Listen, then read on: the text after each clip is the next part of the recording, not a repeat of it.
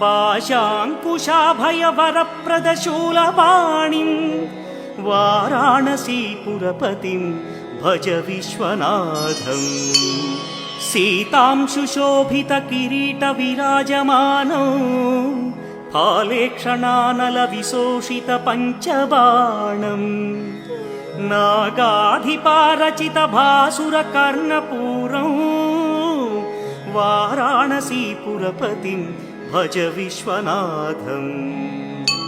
पञ्चाननं दुरितमत्तमतङ्गजानां नागान्तकं दनुजपुङ्गवपन्नगानां दावानलं मरणशोकजराटवीनां